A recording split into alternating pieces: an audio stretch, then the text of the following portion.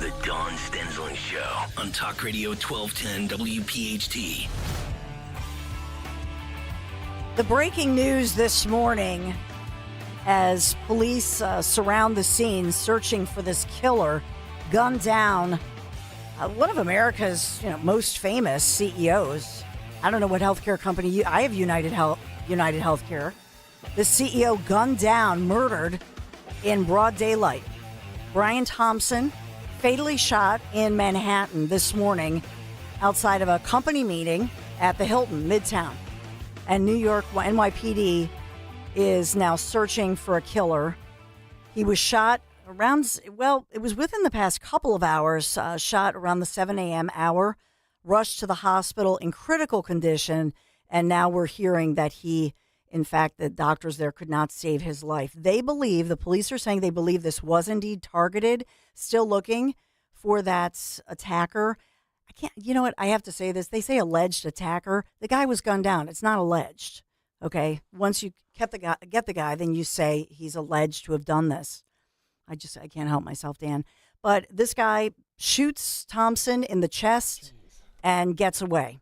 So apparently was waiting for him. So is this, there are a lot of questions this morning. He's the top guy, the CEO at United Healthcare. So is this one of those, there have been movies based on this premise where somebody who is, painted as this, greedy corporate, healthcare professional, and then the loved one dies and they hunt down a top executive of that company. And so we have seen movies that famous movies that have been based on that. Or is this a domestic? It's not random. We know that. So a little detail that I discovered is at 8 a.m. today, I don't know if you mentioned this, the company United Health was set to have an annual investors meeting. Don't know if he was set to speak there or not, but I do believe he was on his way to that meeting when this happened. So it's right outside the Hilton. He's headed to the meeting, and now he's gunned down, and they're searching for that killer. So we've got that going on. And then also we're awaiting word as far as Daniel Penny, United States Marine, had served closing arguments happening yesterday.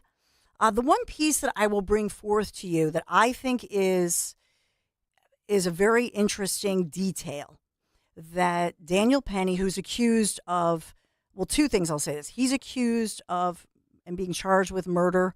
He's facing 15 years behind bars. There are actually two different charges. So will the jury choose the lesser of the two, which would still mean jail time? But he's accused of, he claims that he was defending against an attacker, right? So the story is he's a hero on the subway, a Bernie Goetz image type situation. By the way, Bernie Goetz was speaking out yesterday. I don't know if we have audio of it, but he was talking, they found him, tracked him down decades later. But in this case, Daniel Penny's defense is I was stepping up. I was being a hero. I was defending against a violent guy who was crazed. And so as he's holding him, then we know that unfortunately, tragically, the individual dies. And so does this have a chilling effect when we have violence on public transportation? But in New York, it's a famous case, obviously. And so will the jury, the two things about this jury I will say to you. Number one, the jury, females who do take public transportation. So they certainly know the dangers, and especially a female being on, riding on public transportation and how that feels if you're intimidated. So do they see him as the hero, or do they go for a conviction? So we're watching that very carefully. The one thing I'm just going to point out to you really quick, and I know I just want to move on, but I think it's interesting that in the closing arguments, Daniel Penny's defense attorney pointed out that the chokehold, because there are many different types of chokeholds, the chokehold that he chose to do, right, to restrain this violent, crazy, and that's by their depiction, guy who was attacking people, is not ever a deadly type of chokehold. There are different kinds. And he said, and so the defense attorney says there are different kinds there are types of chokeholds that can prove deadly, right? That cut off the blood supply to the neck. This one is one that's 100% for restraint and never used in a situation where it could cause harm. And so that was really new evidence, if you will. That was the one new take from this, and I know we've covered it extensively, and you've probably heard a lot about it. That's something that I think could, in fact, be a game changer. If I'm a juror and they say, well, you know, in the Marines, you're trained about chokeholds, but there are many different types. And you are specifically told that there's one type of chokehold that never proves to be, you know, injurious, and that this is just to restrain somebody until help can come. Does that sway the jury? So we're looking at that very carefully. So I just want to point that one out to you because I'm always looking for what I haven't been reporting. Another bizarre story, I think, was a story out of a Target in the Port Richmond neighborhood of Philadelphia, where Philadelphia police say they're asking now for the public's help. This lady in her, you know, middle-aged lady, she's walking around with her cute little Shih Tzu doggy. And the doggy is her baby, obviously. And you see people with these little dogs. I see them all the time. They're in. This story infuriates me.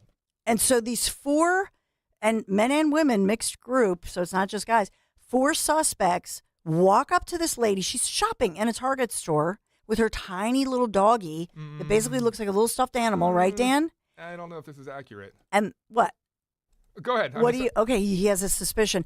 And, well, the story is that these 4 wrestle her doggy away from her and steal her Shih Tzu. Well, that's not what I'm hearing. Okay, what are you hearing? So I think that I'm going to try to pull it from Fox 29. Okay. I think the report was that this woman, she walks into these stores, right? And this is why I'm infuriated, because it's being reported as these 4 teenagers went and grabbed viciously this dog. How I've heard it is that this woman, she walks around with her small Shih Tzu, and the Shih Tzu she allows to walk freely, unleashed.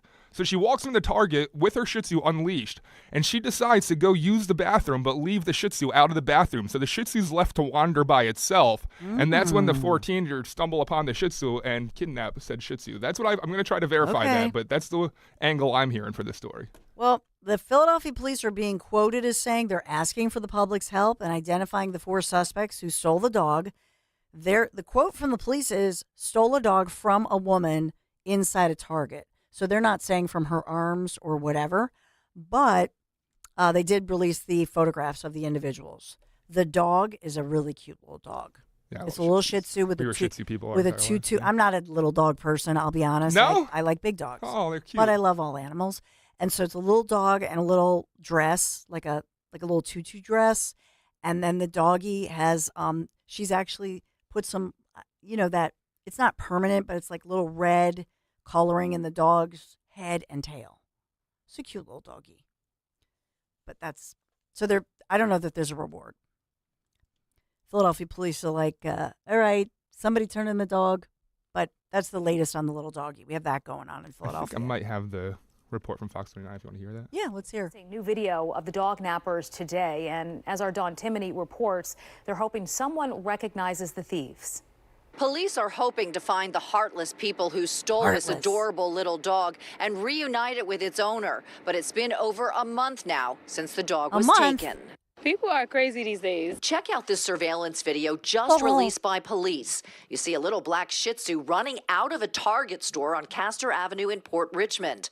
Moments later, police say a woman, not the dog's owner, scoops it up, runs to her car with 2 men, another woman along with a child, and drives off. Honestly, I would be devastated because I had 2 dogs of my own. So to hear that, that's really heartbreaking. Police tell us a 44-year-old woman walked into the store on October 28th, just before 9:30 at night with her dog walking loose alongside of her. When she went to use the restroom, the well-dressed dog with red highlights ran out of the store and into the parking lot. Look at the little sweater. That's so cute and festive. Alexandra Zarnik is a huge animal lover and can't imagine this happening. So I feel like that changes it just a little bit. That this good. Dawn Timoney giving us my friend Dawn giving us some details there. That's good. Yeah. So that does change it. Like don't walk around loose with your dog in Target. Yeah. Because most people just carry the doggy around. And I'm sorry. I know that it seems suspicious that the girl scooped it and ran, right? Mm-hmm. But is it really out of pocket for a teenager to see a dog loose and scoop it, thinking that the dog is alone and stray outside of a Target? I agree. I agree with you. It's a game changer because the way that everybody's reporting it, with the exception of Dawn Timoney, and the details matter. So the good news is I don't think they sold the dog. I don't think they did anything nefarious to the dog. I think, like you're thinking, that the dog was actually running toward the door. Yeah. So somebody says, look at this little doggy, he's so cute, and then takes the dog home and thinks. So I think they have the dog as their pet. Yeah. And they have a child.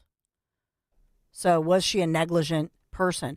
I did not know that you're allowed to take your dog into Target. Neither did I. I'll be honest. Yeah.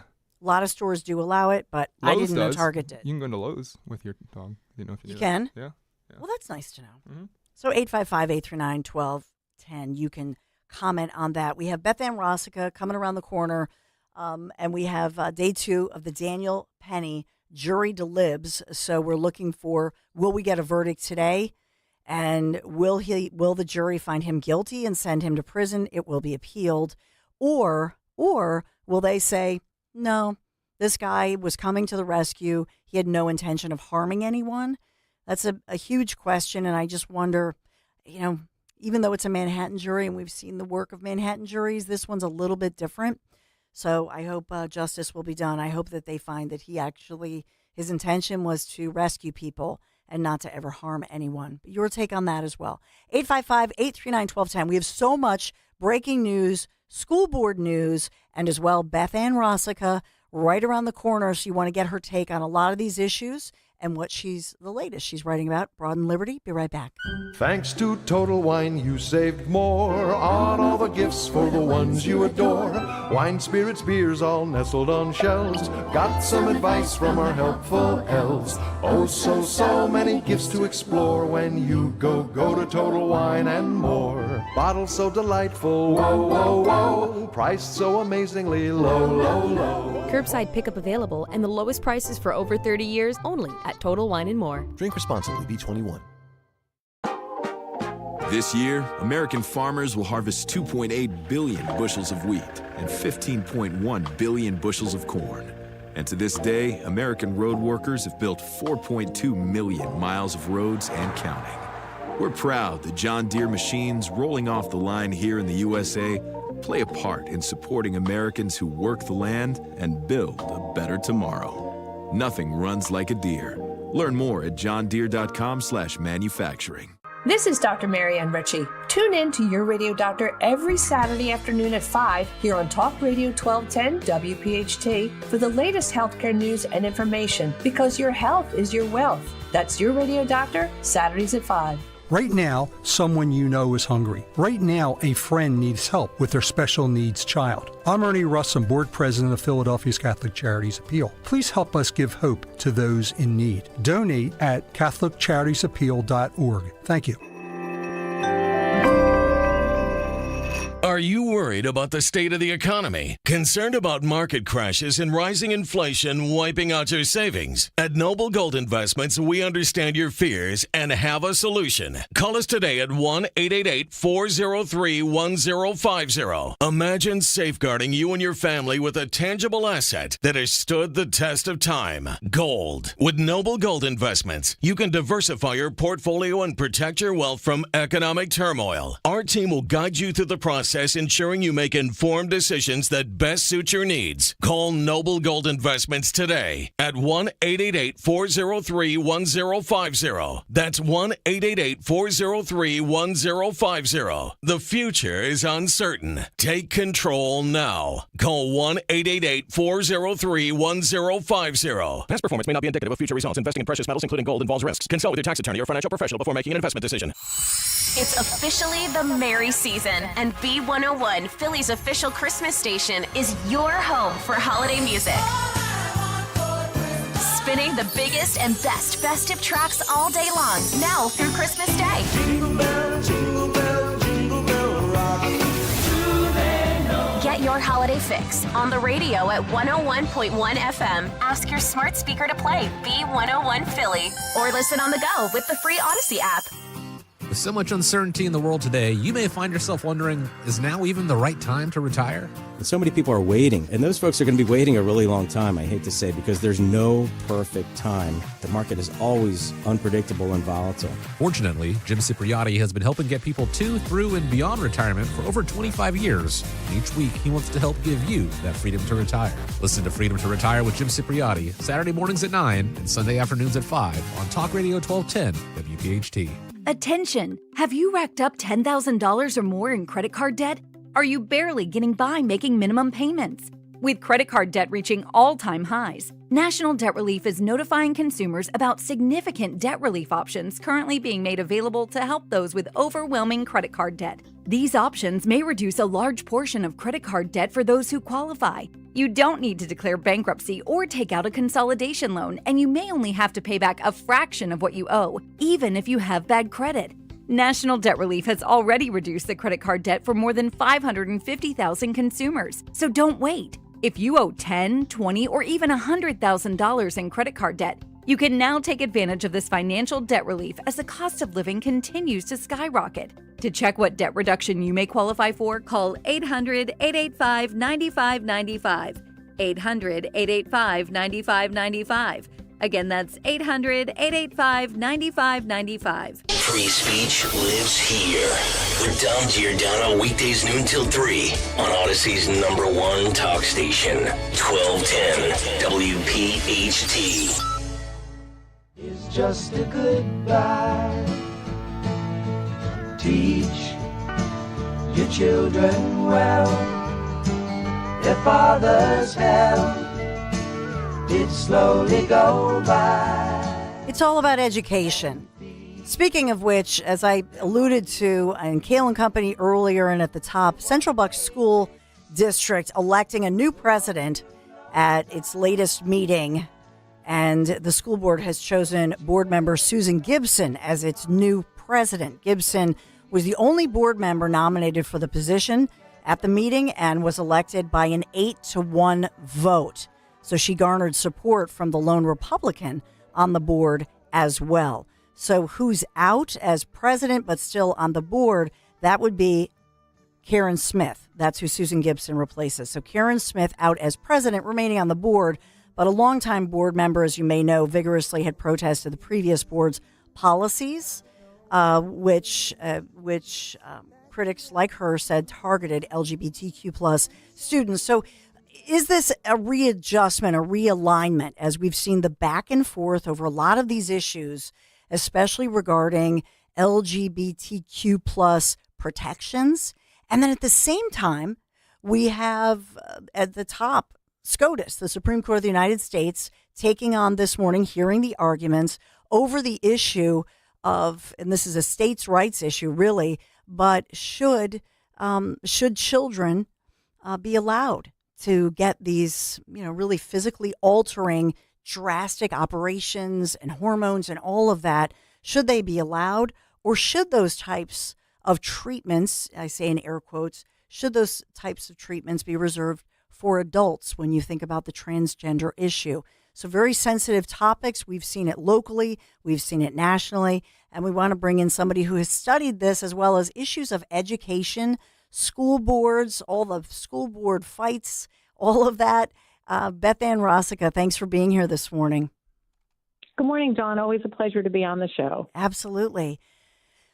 So can you give me your take as far as what you see in the future, as now the Supreme Court of the United States is taking on the issue that will obviously have national ramifications, and we're seeing that this morning, and how do you think that will, impact all of us, and even the conversation that we've seen happening at the school board level, where you are in Chester County, but across the region, across the country? Well, I had said early on that I think that it's going to take the Supreme Court to rule on a number of these issues in order for us to change the conversation and to change the policies that are happening. The good news is I believe, is that the awareness is finally starting to bubble to the surface, that I think that people are really beginning to understand the harm that's, being caused to children. Because I think that most normal people, not the fringe people, not the extremes on really either side, but most normal people act from a place of, wanting to be supportive, wanting to be helpful. And I think that there are a lot of people who got caught up in this transgender movement to try to, keep kids safe, to make sure that they're validated and make sure that they're supported, without fully understanding that a lot of what was happening was A, irreversible, and B, very, very harmful for the long term.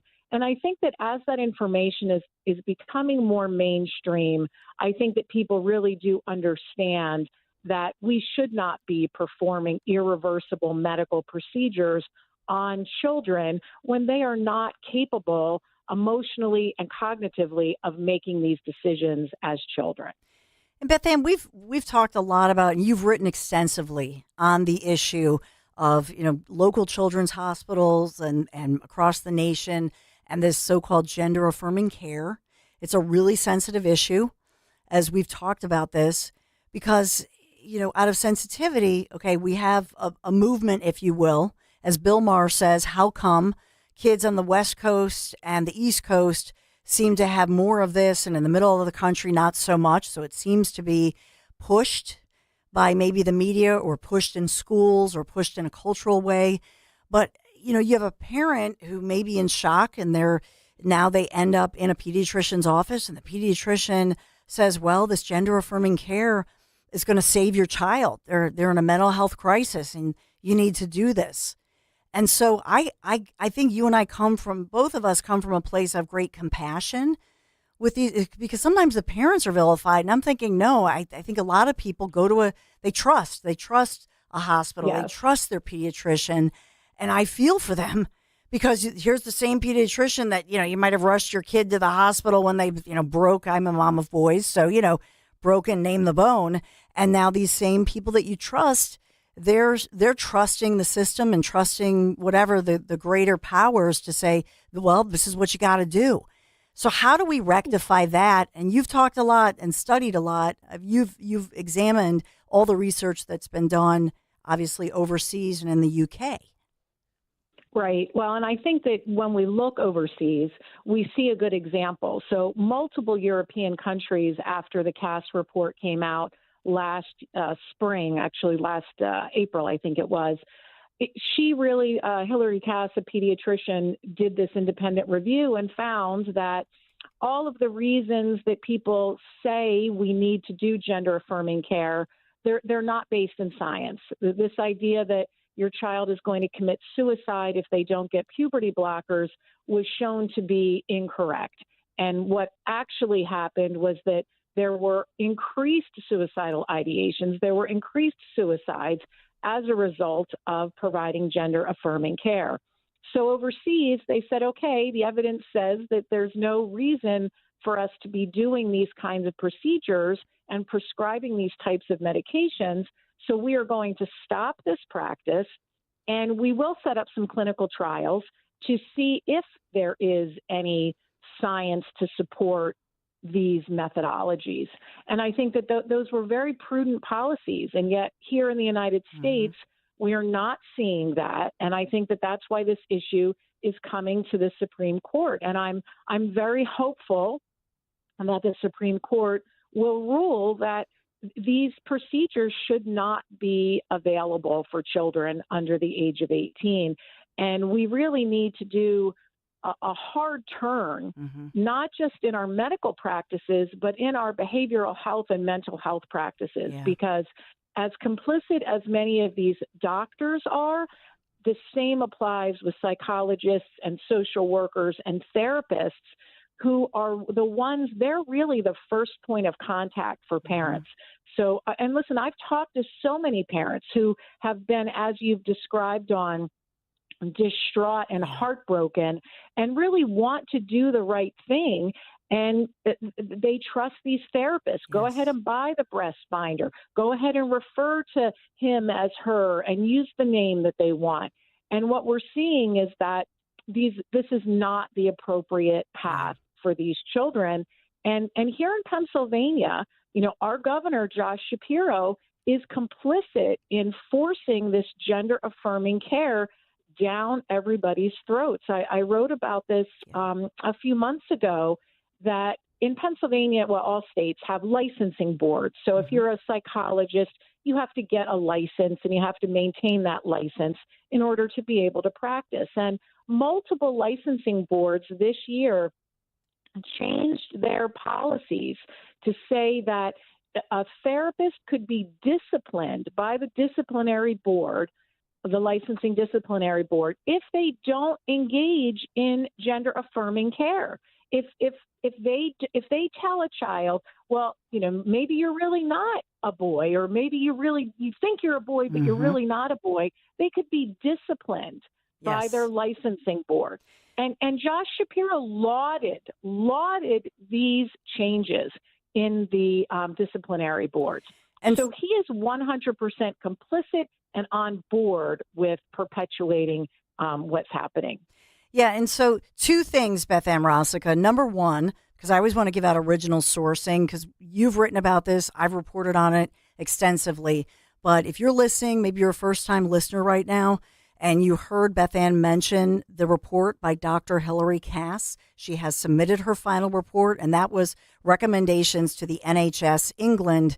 Her role as a chair of the Independent Review of Gender Identity Services for Children as well as Young People. You can go to CASS.independent review, and you can download that report for yourself. So I want to give that final report for you if you're looking for information. And maybe this is something that your family is dealing with. Maybe you have a grandchild, a child in your life that the family's dealing. I always want to give out that information. Number two, Dan Borowski, our great executive producer, has here, I want you to listen in, and this is Chase Strangio, and how he's arguing why this is important for parental rights to allow parents to transition their children. So he makes the case with regards to the ACLU. Listen in.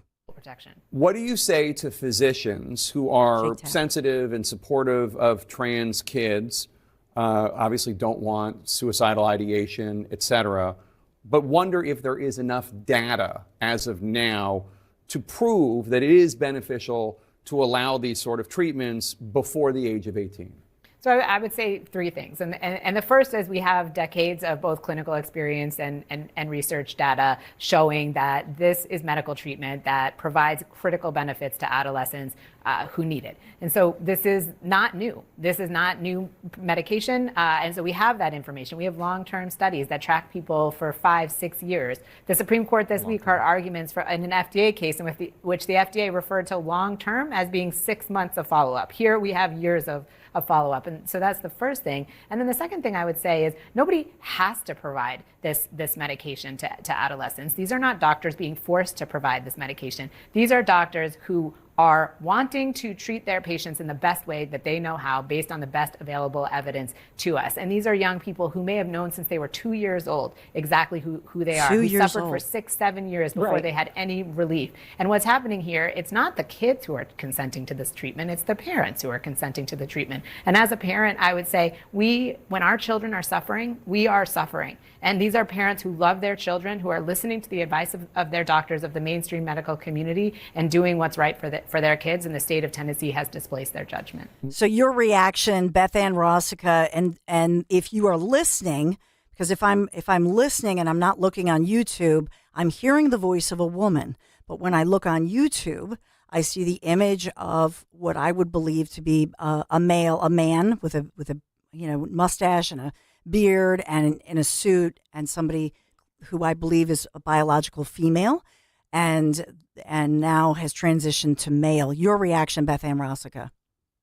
Well, it's interesting because I think that, and I have thought this, that they're trying to hijack the entire parental rights movement. So as a person who has been intimately involved in the parental rights movement with regard to education, we believe that parents do know best. However, in this instance, I find these remarks to be incredibly insulting because there are issues in our country where, the law supersedes parental rights. We don't get a choice about whether our kids wear seatbelts. That's the law. As a parent, I don't get to say my kid can't wear a seatbelt. As a parent, I can't say that I'm going to take my 16-year-old to a bar and let them get alcohol because the law says that you have to be 21.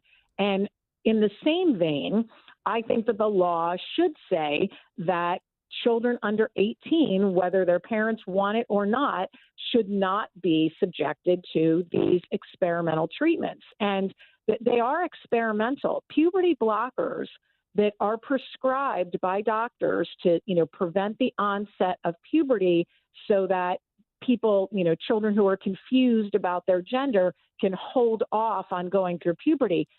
They are not approved by the FDA for that reason. Puberty blockers were originally approved by the FDA for children who had early onset puberty. So like children who were 8 years old who were starting puberty and their bodies and their emotions were not ready to do that. So the information that that person is providing is in fact not even accurate. And like I said, I think that they're trying to hijack the parental rights movement into something that is not what it really is about. Yeah, and so on that issue, I know that in Tennessee, the Attorney General there, and obviously a Republican, they've called this just a common sense law for Tennessee, and they're saying please pray and support this effort for parental rights and common sense laws to protect children. So that word has gone out as they make that argument. I do want to talk quickly, and I don't know if we have enough time, but I wanted to touch on your great article as a mom of boys, Beth Ann Rossica, and that was your article that you wrote about how much our boys have suffered in education and defending boys. Yeah, so this is a really interesting topic, and I really do believe it's related to the entire transgender movement. Mm-hmm. So what we're seeing, what I have seen in the last couple of years is that this transgender movement has just completely hijacked everything. So whether it's the issue of, transgender boy athletes wanting to compete against girls, that's been a huge issue. But what's ended up happening is that, heterosexual young boys are really being left behind, and there's no conversation about what's happening. And that's not new. That's not just as a result of the transgender craze.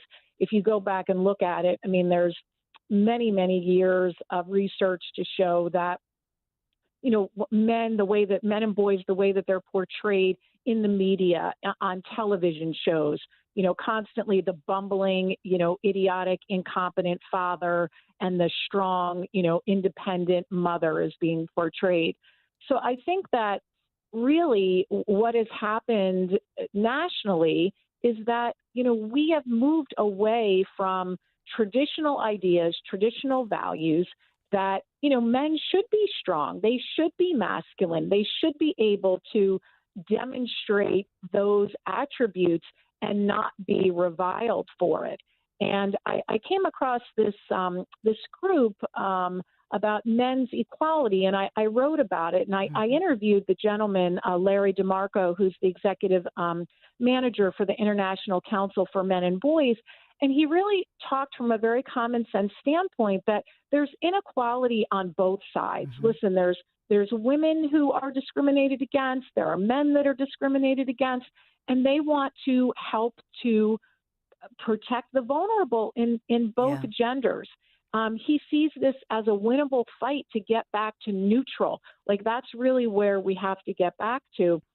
And as a boy mom, I have two boys, and I see this, and they come home from school and they tell me, well, you can't say this or you can't say that, you can't talk about this or you can't talk about that.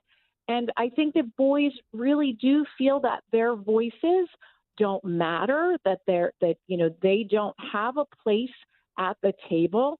I looked at, after talking with Larry, I went and looked at the recently released PSSA scores in Pennsylvania, and these are the proficiency exams that all students take in public schools in Pennsylvania. And it's, first of all, the results are abysmal for everybody. Yeah. When we look overall, less than 50% of our students are proficient in math, and only slightly higher than 50% are proficient in English language arts. So overall, we're doing a really bad job in education. But when I broke it out by gender, and interestingly, this is the first year that the Pennsylvania Department of Education released its aggregated data in a form to show the difference between male and female students. And interestingly, they only had male and female categories. They did not have 50 other categories. So I thought that was interesting. But the results are fascinating because girls are significantly more proficient in English and language arts than boys, which that doesn't necessarily surprise me. But what did surprise me was the math and science results. Boys are only slightly more proficient in math than girls, which is an area where, boys had traditionally dominated. And boys are actually a tick less proficient than girls in science. So this is concerning to me. It's probably all the STEM programs that they have for girls. And a lot of schools will only have STEM just for the girls. And I'm like, what is up with that? Right. And I mean, listen, traditionally girls were behind in math and science. So you could look at this and say, on the one hand, all right, like girls are making gains, but girls can't be making gains at the expense of boys. And really nobody's doing that great. But what I took away from looking at all of this is that, we spend so much time talking about transgender, LGBTQ issues with schools, and it's a minute percentage of the population. We are failing our kids across the board academically. They are not meeting the basic standards. They don't have the basic skills in reading, writing, and math, and yet we are spending 80% of our time talking about 1% of the population. And so I wrote about this with boys because I want to help raise awareness that, our boys are suffering and half of our population are boys. So we should be focused on this issue. If we don't help to reinstate the idea that, being masculine and having traditional values, there's nothing wrong with that. Being a good husband, being a good father, these are important things that young men need to learn, and they have to have the basic skills in order to be successful in life so that they can support themselves and be a good dad and be a good husband. On that note, Beth Ann Rossica, check out all of your great articles, broadenliberty.com. Thank you, Beth Ann. Thank you, Dawn. Have a great day. Take care. Too. Bye-bye. Take care. Yeah, protecting our beautiful boys. We always I sing the John Lennon, my beautiful boys. What else is beautiful? And I have to recommend this to you. The reason that I subscribe to Privacy Pro from DuckDuckGo, and I'm going to tell you about a really great free 30-day trial at duckduckgo.com/1210, because for me, it's all about protection. No matter where I am, and I'm all over the place. I mean, yesterday, I think I finally got home. It was like 9 o'clock at night. Oh, my gosh, Dawn. I know. It's crazy. And so I'm from state to state, or, family events. Tonight we're at Piazza in Westchester, obviously still in this area, but, in New York and Maryland and other states, New Jersey. And so no matter where you're traveling across the country or around the world, that's why I feel secure with Privacy Pro from DuckDuckGo, and I'm loving it. And I like how they update you so you can look at the VPN, so they actually blocked. So you feel like you have these little soldiers, these little DuckDuckGo Privacy Pro little soldiers. And I look on there and it's like, 62. That's how many. They give you the number. How many of these, creepy trackers that try to go in there and track you. And you just wonder on a weekly basis, or since I've subscribed to DuckDuckGo Privacy Pro, it's more than 1,000 of these creepy trackers and whatnot that they have protected me from. So I do feel protected by DuckDuckGo Privacy Pro. It's a 3-in-1 subscription service. I could go on and on about it all day. And it really does protect your personal info from being exploited by those hackers or the scammers, the privacy invasive companies. And in the news, I'm reporting on this to you every single day. You know this, right? And so as far as the other services, so it's a threefer, if you will, all for this one price. You right now can get this 30-day free trial. Just go to duckduckgo.com/1210. Then after the month, after you've tried it out, I know you're going to love it, then just pay $9.99 a month. Do this. I want you to do this today before dinner, okay? Before you make dinner this evening, I want you to check it out. It's free. What have you got to lose? Try it out, and I want to hear from you. I have a new, and I love I'll tell you coming up, I will tell you my new email, my new duck mail, so you can now have a duck mail. You know how you have like a Gmail? Get rid of that and get a duck mail. I'll tell you about that moving forward. But here's what it does. It protects you with a VPN of your own that's secure, encrypted, so your Wi-Fi connection is one you can trust. It actually hides my IP address and location from the sites that I visit. This is critical because I spend a ton of time on the road. I'm multitasking. Yesterday, I'm in Carline. Like I say, I'm always traveling. And so I need to do my show prep. You know I'm doing that 24/7.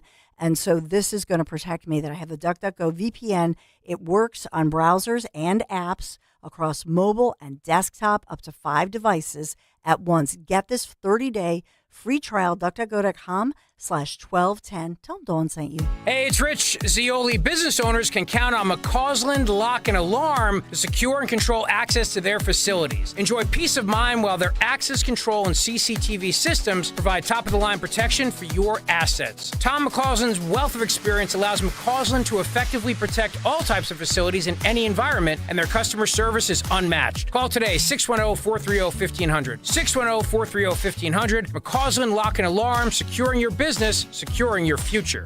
Don't miss The Education Show with Dom Giordano every Sunday morning at 5:30. Find out how you can help your child or grandchild succeed. Sponsored by New Hope Academy. See Joe Conklin's comedy show at St. Albert the Great Church on Welsh Road in Huntington Valley, Saturday, January 11th. For tickets, go to joeconklin.com. joeconklin.com! Pastor Brad Lacey here, First Baptist Church, Conshohocken. Join us Saturdays for the great message and be blessed. 5 a.m. right here on Talk Radio 1210 WPHT. Prescription products require completion of an online consultation with an independent healthcare provider and are only available if prescribed. Subscription required. Additional restrictions apply. See website for more details and safety information. Did you know that men across the country are getting their ED meds at TriRexMD.com and saving thousands of dollars? TriRexMD.com has FDA-approved ED meds and is now offering sample packs. Listen to what guys are saying about TriRexMD.com. My partner thinks that I am a rock star. I felt like a young man again. My wife is definitely much happier. I walk a little taller when I'm using the product, knowing what the results are going to be. Because it is effective, I say I'm on a second honeymoon. It's literally life-changing. Visit TriRexMD.com. Your consultation is free, there's no copays, no doctor office visits, and your shipping is always free. You can now access a 30-day sample pack at TriRexMD.com with generics, if appropriate. Visit TriRexMD.com right now to get your sample pack. That's TriRexMD.com. Wesley Financial Group is not a law firm. An important message about your timeshare from Chuck McDowell, founder of Wesley Financial Group. If you receive an unsolicited phone call or mail piece to discuss selling, renting, or especially canceling your timeshare, don't fall for it. Contact your timeshare resort or Wesley Financial Group for assistance, and I'll send you our timeshare exit information kit free with the straight facts about timeshare cancellation. Call 800-408-4040. That's 800-408-4040. Uh-oh, Brad's buzzed. Oh, yeah? Yeah, he's starting with the woots. And now a speech. I just want to say that friendship is about heart and brain. Who's with me? Good thing is, he knows when he's buzzed. And my brain is saying, when it's time to go home, somebody call me a ride. Love that guy. Me too. Know your buzzed warning signs? Call for a ride when it's time to go home. Buzz driving is drunk driving. A message from NHTSA and the Ad Council. I'm John Morgan of Morgan & Morgan. Why should you hire the largest injury firm in the world for your injury case? Let me count the ways. Your case will be handled by your lawyer, a paralegal, and a case manager who's always in the office for you when your lawyer's in court. There's also a 24-hour hotline if you ever have a question or a problem. We've collected over $20 billion and won a lot. Injured? The choice is easy. Morgan & Morgan, America's largest injury law firm. Visit forthepeople.com for an office near you. As a business owner, you wear a lot of hats. One minute you're ordering today's inventory, and the next you're planning tomorrow's expansion. It's complicated, but your business credit card should be simple. With the Signify Business Cash Card by Wells Fargo, you earn unlimited 2% cash rewards on purchases for your business, with no caps or categories to track. Signify Business Cash, the deliberately simple business credit card. Learn more at wellsfargo.com/signify. Terms apply. Attention Medicaid patients. If you're on Medicaid, how would you like if your caretaker was your daughter, your son, your grandchild, or your close friend? If you're on Medicaid, Freedom Care allows you to choose who provides your care, and that caregiver will get paid instantly after their shift. Yes, your caregiver will get paid instantly, and it's 100% free to you if you are on Medicaid. Call 267-692-3782 and ask Freedom Care how to get started with care today. No more worrying about getting care from an aide at an agency. Freedom Care helps you choose who you want to take care of you, and that person gets paid. Call Freedom Care at 267-692-3782, 267-692-3782 to get started today. You get a caregiver you know and trust, and they get paid instantly after their shift, and it's free to you. Start now by calling 267-692-3782, 267-692-3782, or go to freedomcare.com. Freedom Care, we're here for you. California Psychics is America's most trusted psychic network. But don't take it from us, take it from our customers. You know, it was probably the best psychic reading I've ever had. Thank you, California Psychics. You changed my opinion about getting a reading over the phone. It was definitely worth it, and I would do it again in a second. That's because at California Psychics, we only connect you with the best. In fact, we reject 98% of the psychics who apply to us.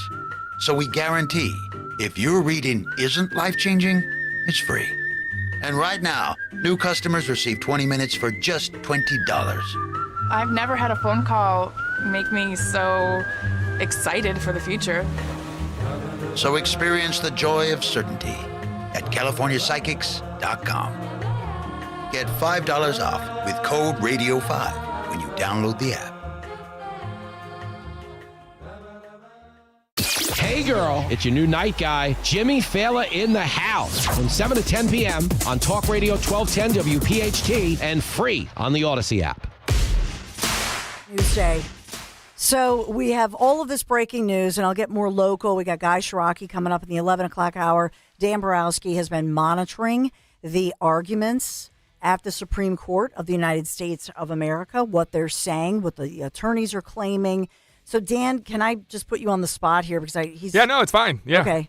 So what's happening right now is you have the back and forth arguments, and a lot of the arguments for those arguing for trans, rights, they're saying that this issue in Tennessee is not a case of age, it's purely a case of sex. And what the Solicitor General is arguing, essentially, is that since allegedly young boys, 15 years old, 14 years old, if they're not able to achieve puberty, are given or allowed to be given testosterone, it's discriminatory to not allow girls the same kind of opportunity. So she's being pushed on this, and here's the Solicitor General talking right now, explaining that point. Take a listen. Let me get that going. Sorry. Here you go.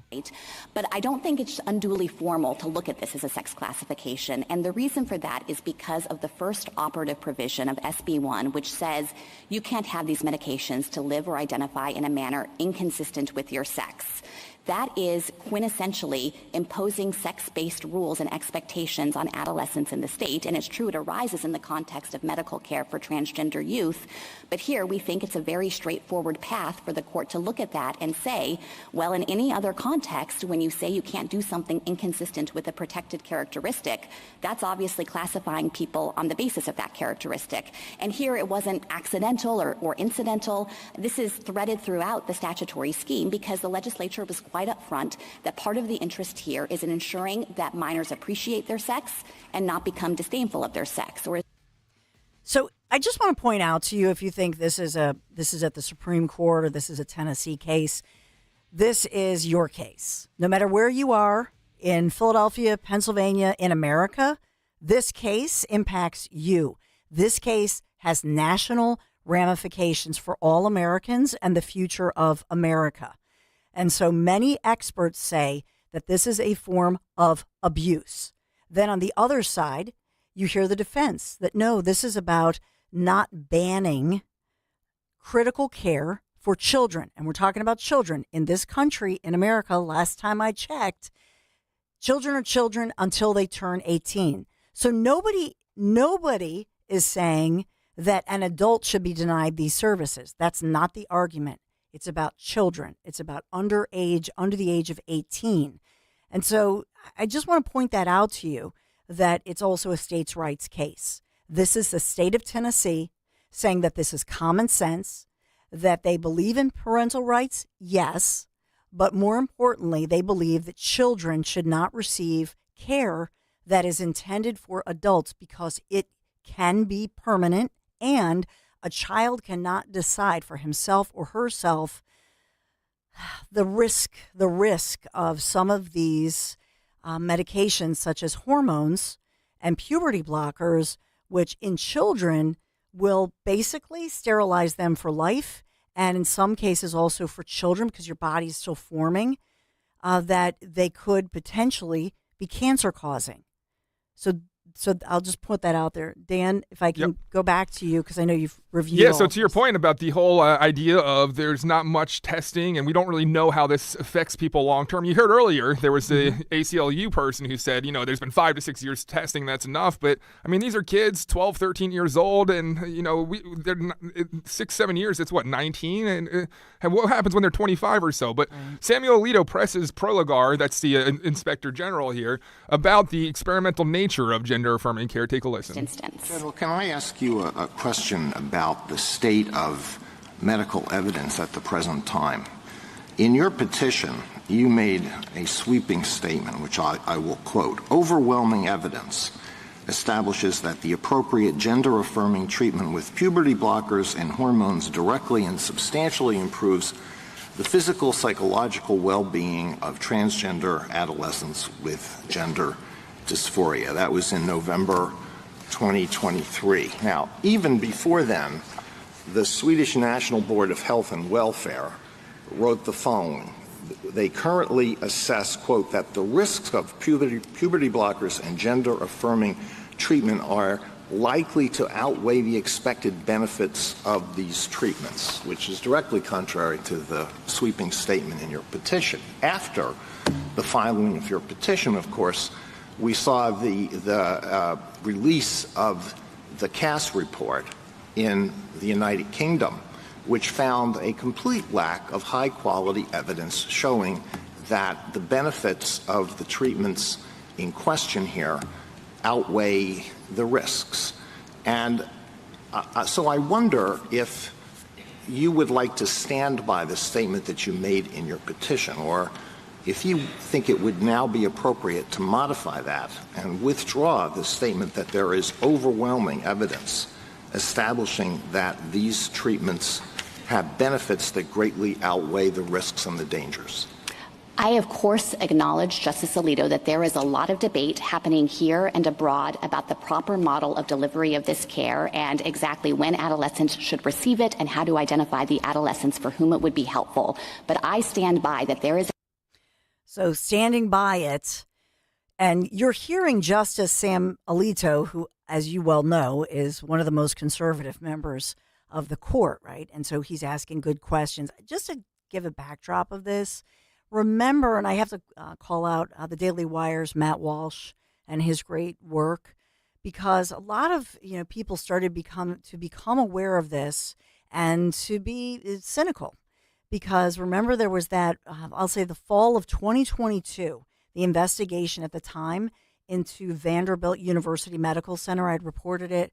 At the time, the Daily Wire's Matt Walsh had done an investigation and talked about these gender transition procedures for children, and had determined, in fact, that there were conversations back and forth, that in fact, these transgender procedures were a real big money maker and pressuring employees to ignore, quote, religious beliefs on transgender issues or face, quote unquote, consequences. So a lot has come out in the past just couple of, really 2 years, a lot of people trying to wrap their brains around it. And I think even at the school board level, locally, nationally, people on one hand, of course, you want to be compassionate, But the problem is those with an agenda took advantage, I think, of all of us and many parents to say, oh, well, they're being phobic, transphobic, and they need to embrace this and make it a civil rights movement.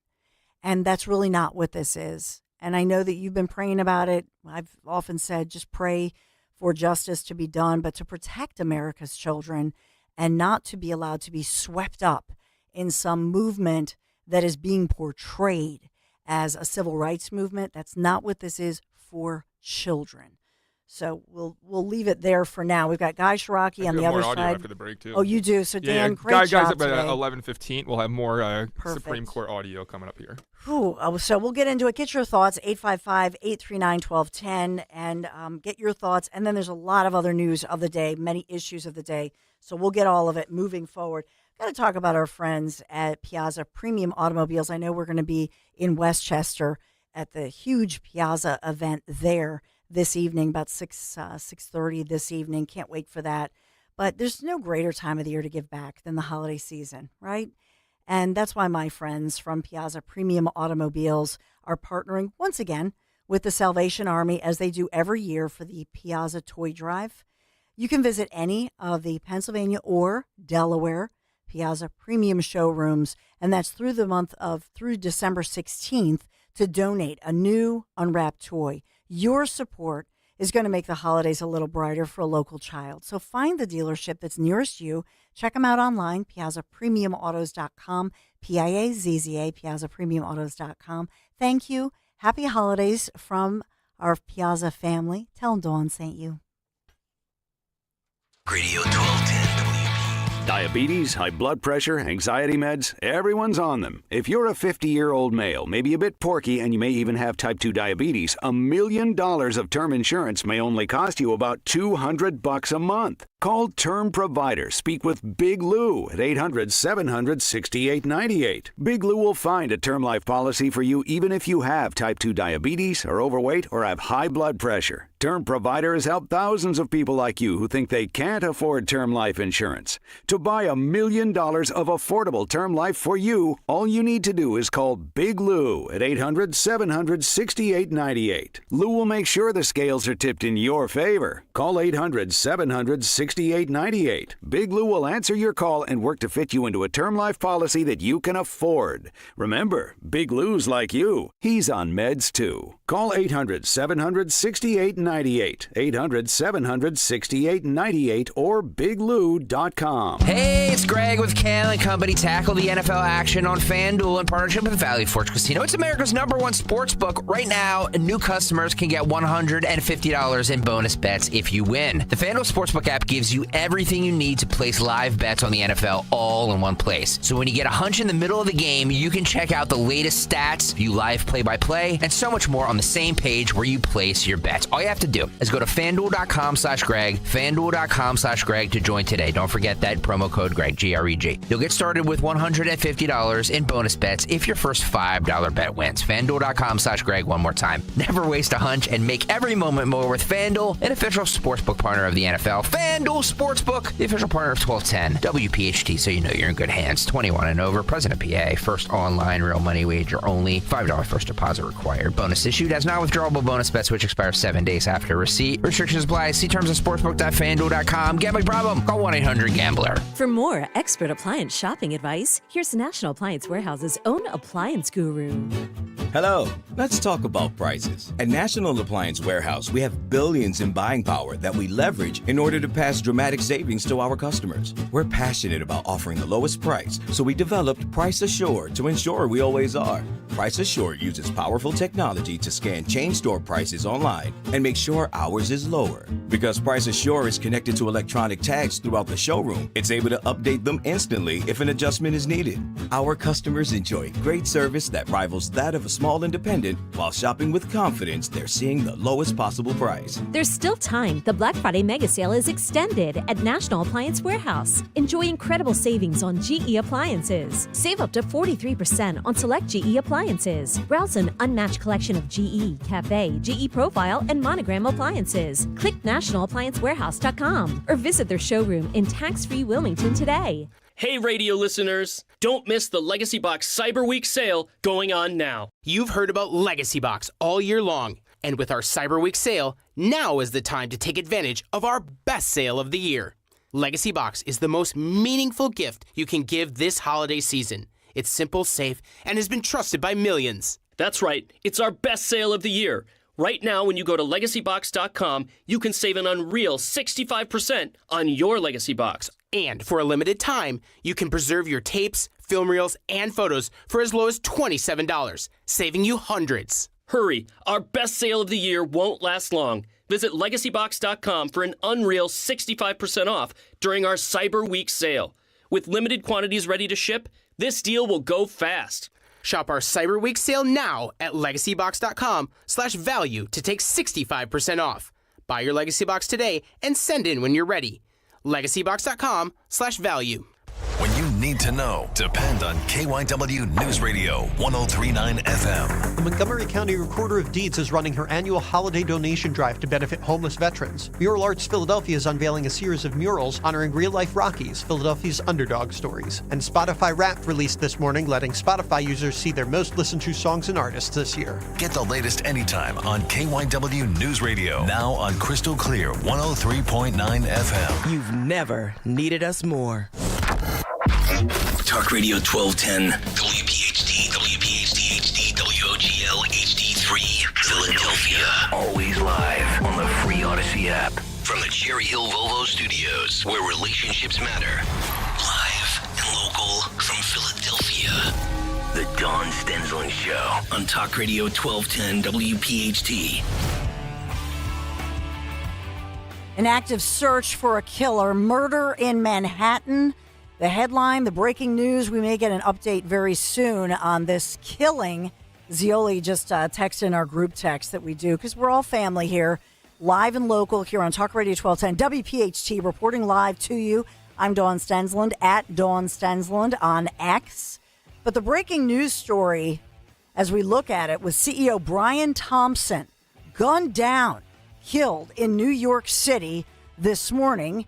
He was reportedly on his way from the Hilton Hotel where he was staying, leaves the hotel just before 7 a.m. He was supposed to be speaking at the huge United Healthcare's yearly investor meeting at a Midtown Manhattan hotel before he was shot outside.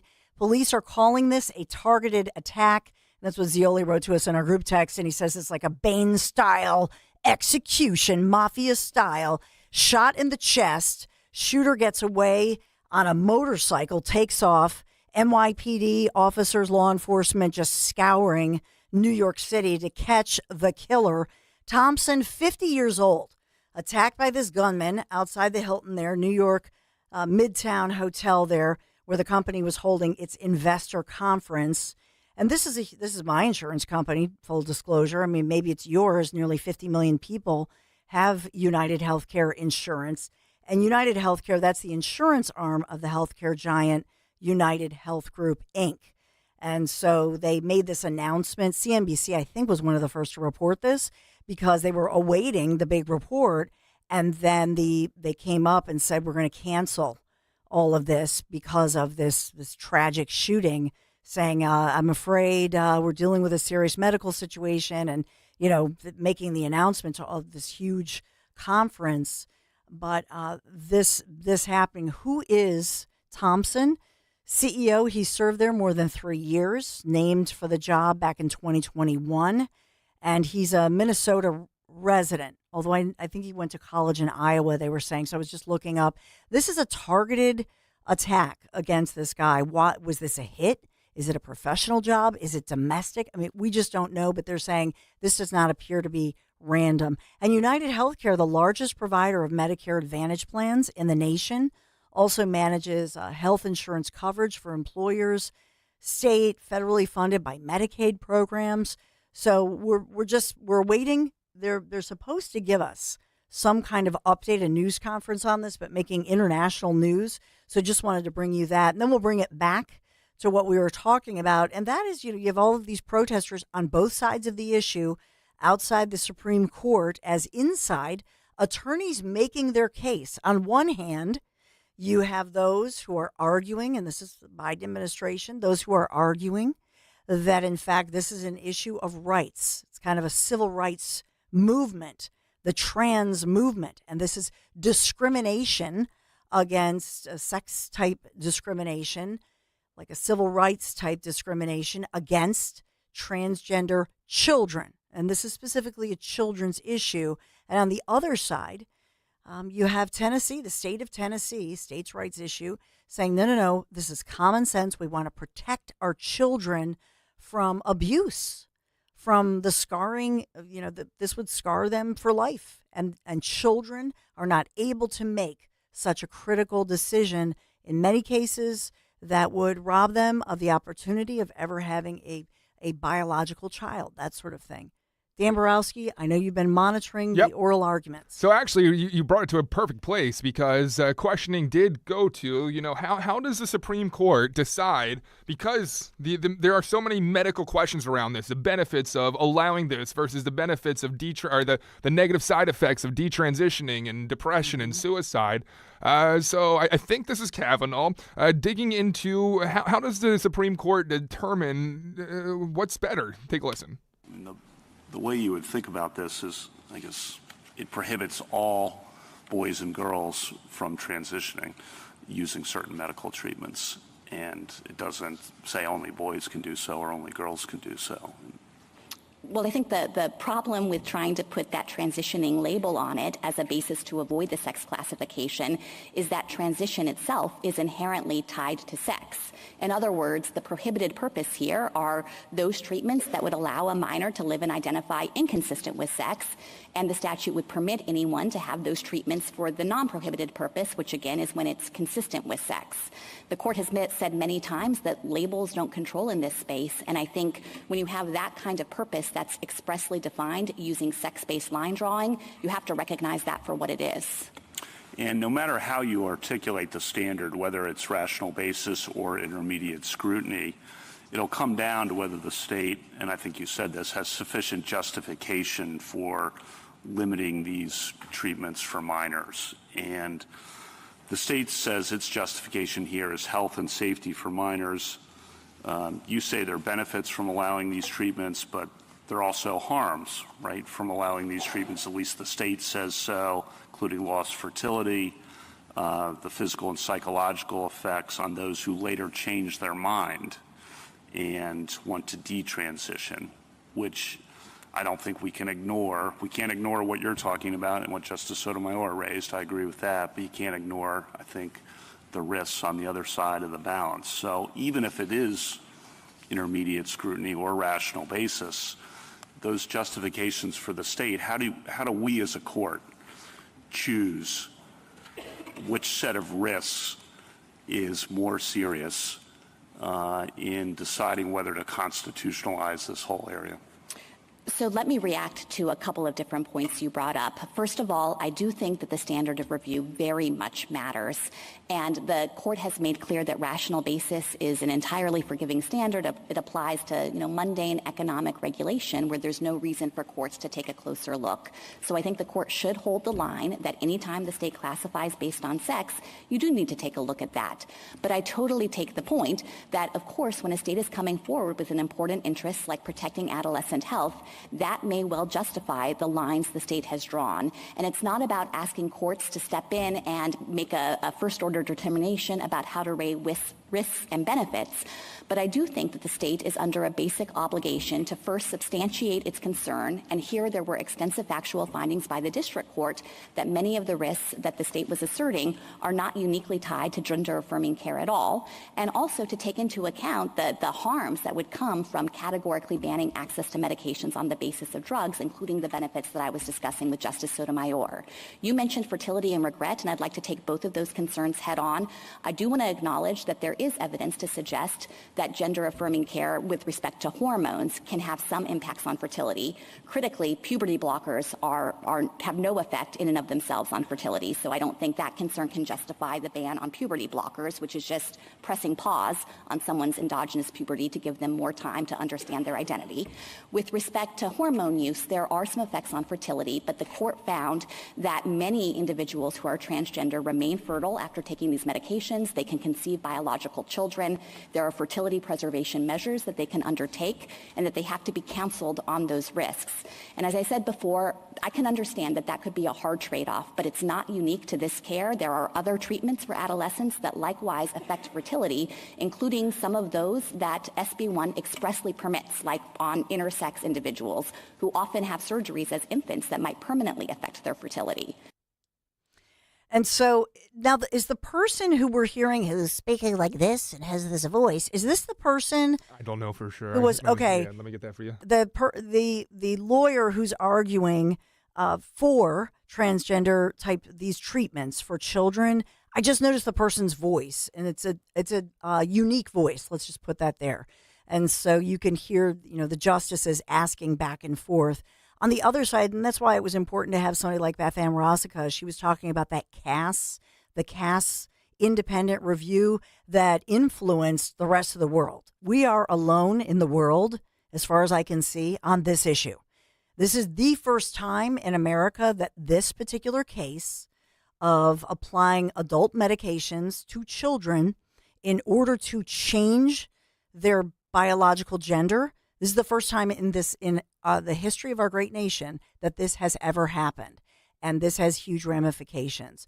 The rest of the world has decided, and especially since that Cass report came out, that even in Europe, for example, in the UK, they put great weight on the Cass, C-A-S-S, the Cass report that we had talked about earlier, that I gave you that info for.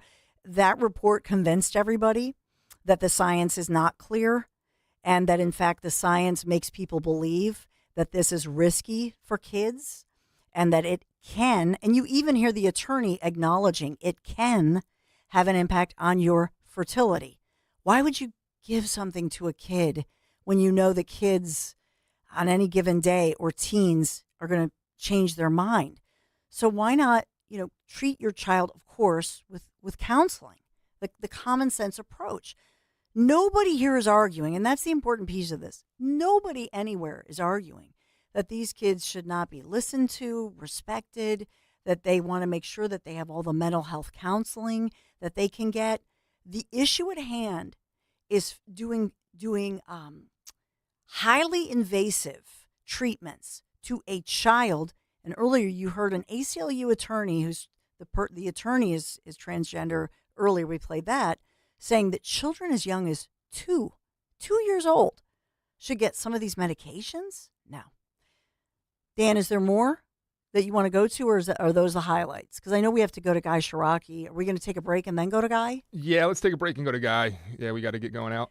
So we'll continue this. Get your thoughts, 855-839-1210. Be right back.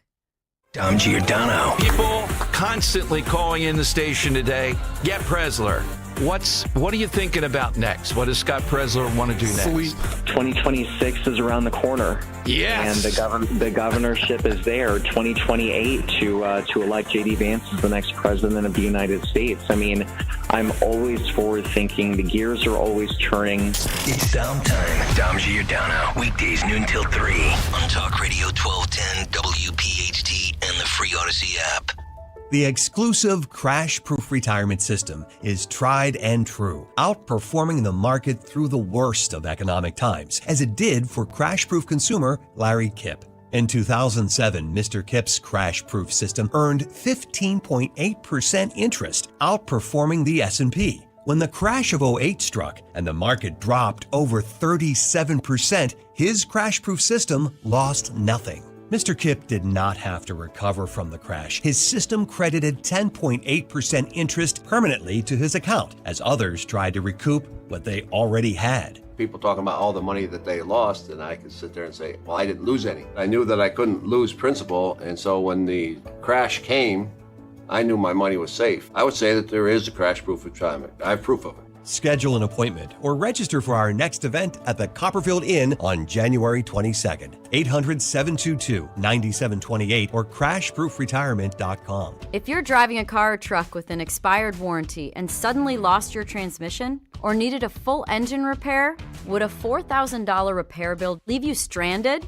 I'm Danica Patrick. Don't get caught off guard with a vehicle breakdown. Choose the company I trust, Endurance. No matter the mileage, if your vehicle is less than 20 years old, Endurance offers auto protection plans for any budget. Protection on the drivetrain, electrical, transmission, AC, and more. Plus 24/7 roadside assistance and rental car reimbursement on any plan. Endurance handles everything from making the claim to paying the certified mechanic of your choice. Act now and get 1 full year of elite benefits, a $2,000 value, free. Endurance has paid hundreds of millions in claims. Call for your fast free quote today. Call 800-291-1305. That's 800-291-1305. 800-291-1305.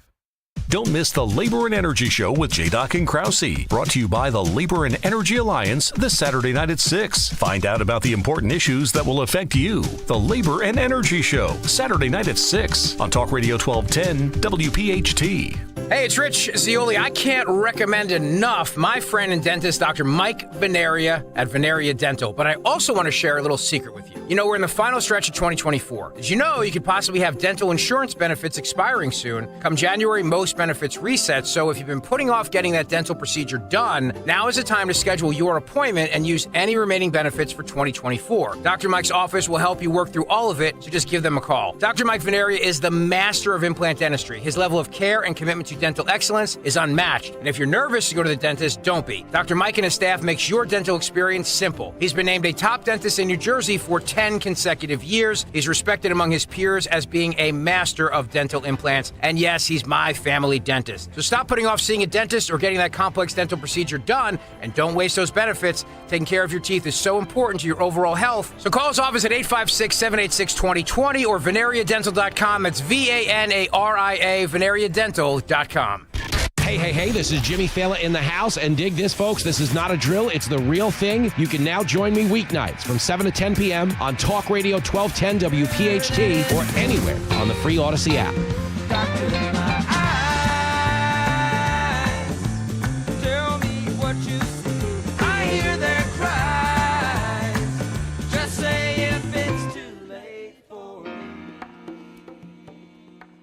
Yeah, the Biden administration is really taking center stage at the Supreme Court of the United States of America. As the Biden administration, on behalf of these families of transgender young people, is challenging the state of Tennessee. So it's a states' rights issue, it's a constitutional issue, but says that Tennessee's, well, they're calling it a ban, Tennessee's protection of children is being challenged by the Biden administration. So will the Biden administration prevail? Because it's about them. And they support this type of what they call transgender care, what in the state of Tennessee is called abuse. The state of Tennessee says it is common sense, and they want to protect children, and they want to restrict puberty blockers and hormone therapy and surgeries and invasive type treatments for children who have been identified by themselves or their parents as transgender. And actually in the state of Tennessee, they will enact civil penalties for doctors who violate this law, because Tennessee says they want to protect children. That's what's at stake here. And it's a major breaking story that has ramifications in the law in every state and every municipality across America. Hi, Dawn Stensland, returning at Dawn Stensland here on The Dawn Show. We're also awaiting the verdict in the case of one Daniel Penny, who has been on trial for 7+ weeks now, as you well know. And then we are also expecting breaking news, a news conference of this CEO, Brian Thompson, set to speak at United Healthcare's annual investor meeting in Manhattan, gunned down on the street. All of that developing. Welcome in Guy Shiraki, who's in the house here. Hey, Guy, what's your reaction, first of all, to the Supreme Court. I know it's just oral arguments getting underway. Yeah. What's your reaction as a parent, as somebody who is, somebody who's raised daughters? Obviously, you and your wife have raised kids in our area in Chester County, but also the ramifications of this huge case. Yeah, and I'm a recovering lawyer, and back in the day when I was a prosecutor, I mean, I still have my license, but when I was a prosecutor, I used to argue oral argument before the Pennsylvania Supreme Court. So look, two reactions. One is for your listeners, all this stuff about standards of care and these tests, which basically mean that, in plain English, courts decide how much oversight they should give to a law that a state passes. How serious it is, how if the state decides to make the income tax 3%, the Supreme Court's not going to weigh in. That's sort of rational. If the state Supreme Court says we're going to take all of your money, if the state legislature, then the state Supreme Court says, gosh, you guys have to have a really good reason for that. And that's what Justice Kavanaugh and Justice Alito are talking about. How much oversight really should we give you? How much latitude should we give you? And look, to the second point, Dawn, I think we all have to be honest, your audience and all of us thinking about this. If we had raised these issues 10 years ago, we would have thought that we were being punked or it was a Jerry Springer show. Yeah. That the United States Supreme Court is having to decide whether a state can protect a minor from having life-altering permanent surgery or not. And that it's actually being argued with a straight face by an attorney that a 3-year-old should have his genitals removed, and that the government of the United States of America, that the Biden administration is in court defending the rights of a 3-year-old to have his genitals removed. I don't know whether to scream or cry, and I just hope or pray that the common sense prevails, because when you pull away all the law and all the rhetoric and all the standards, you just hope that common sense prevails. The idea that there is a constitutional right that the founding fathers thought somehow embedded in the Constitution was the right for 3-year-old boys to have their genitals removed, and that was a constitutional right, is beyond mind-blowing. We are in another planet, and I just hope and pray for an overwhelming majority of the Supreme Court to recognize that Tennessee not only has the right, but they did the right thing. Yeah. I agree with you. I mean, I think we're in agreement on that side. One thing I will point out is that, and this is controversial, but I do notice, at least online, a lot of these kids who come out as transgender, not all, but they seem to be in the midst of a parental divorce case where mom says, yeah, you're not a son anymore, you're a daughter. And so there's also another layer to this that I feel as if, and maybe the mom really thinks that, but it just feels like another layer that's added to some of these custody cases and just bottom line, nasty breakup divorce cases as well. Yeah, I don't know, but look, there's a lot of things that are happening, but we shouldn't be issuing constitutional rights that rule the day from Honolulu to Philadelphia, that in every single case, and we err on the side of common sense and parenting. Look, I mean, the same people in many cases who are arguing that 3-year-olds have the right to have their genitals removed, that it's a constitutional inherent right, are the same people who were ordering parents to put masks on their 3-year-olds and to give them an injection if they wanted to go to pre-K back in 2020 or 2021. So it's a bizarre sense of when parents have rights and when parents don't. And look, again, we should be able to walk and chew gum, and I think you do this a lot on your show. Mm-hmm. We can have sympathy for an individual child or an individual family situation. We don't necessarily need a federal law or a federal constitutional right because of isolated cases. And the same thing in the school districts. We can empathize with an individual 9-year-old child in a community. We don't have to change the entire school district and let every 18-year-old boy play basketball against 18-year-old girls or let 18-year-old boys in locker rooms with 16-year-old girls, all because there's one child. As a community, we can empathize with one child or one family. These sweeping laws that turn common sense on its head, I think, a majority of us are crying out for common sense and for this just to stop before we rip apart the family and we ruin common sense. Well, and that's just, I agree with you, Guy. And part of this has to do with, and I started out at 10 o'clock, and I think on Kale and Company too, reporting on what's happening with school board changes. And that's happening in real time this week as we look at what I hope is, just America making some in-flight adjustments, looking at what we've been through. And I hope that's what's happening across the region and even at the Supreme Court level, where we're just seeing, like you're saying too, common sense prevailing, where on one hand, we have compassion and we have love for everything, mentally and psychologically somebody's going through and believing that they deserve all the care in the world. But at the same point, there's a part of this that's tangible.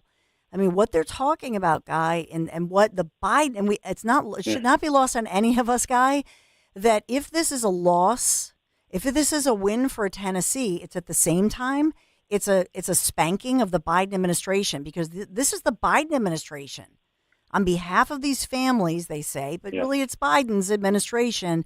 And what they're saying is, no, we are for this quote unquote gender affirming care of children as young as 2. We're for this, even though it alters them, even though it sterilizes them, perhaps possibly.